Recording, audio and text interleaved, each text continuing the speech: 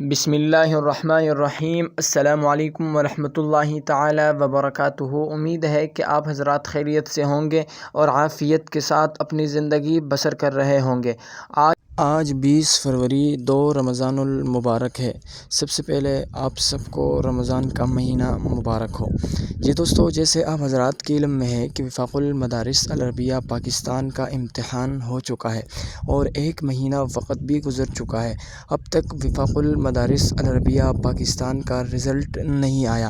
اب سوال یہ ہے کہ وفاق المدارس العربیہ پاکستان کا رزلٹ کب آئے گا؟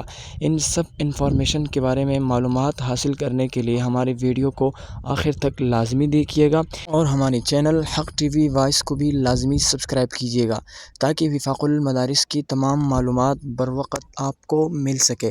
جی دوستو، اب آگے بڑھتے ہیں، آپ کو بتاتے چلے کہ وفاق المدارس العربیہ پاکستان کا رزلٹ 2026 اور 1447 میں کب آنے والا ہے۔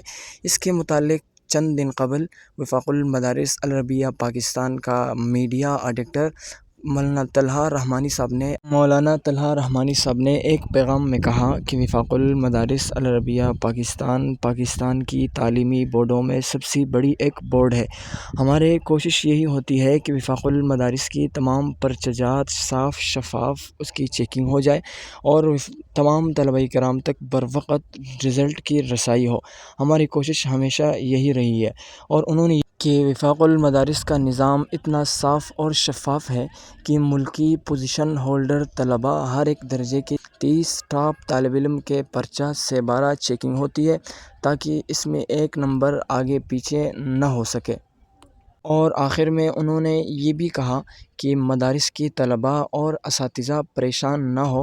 حسب سابق ہم وفاق المدارس العربیہ پاکستان کی رزلٹ کے متعلق 2 یا 3 دن قبل ہم اطلاع دے دیں گے، آپ کو پریشان ہونے کی ضرورت نہیں۔ اور آخر میں اللہ رب العزت سے دعا ہے کہ اللہ رب العزت تمام طلبہ کرام کو کامیاب کر دے اور سرخرو کر دے۔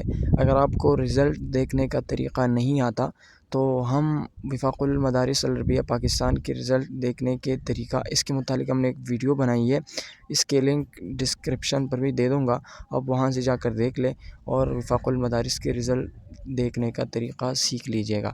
السلام علیکم ورحمۃ اللہ وبرکاتہ۔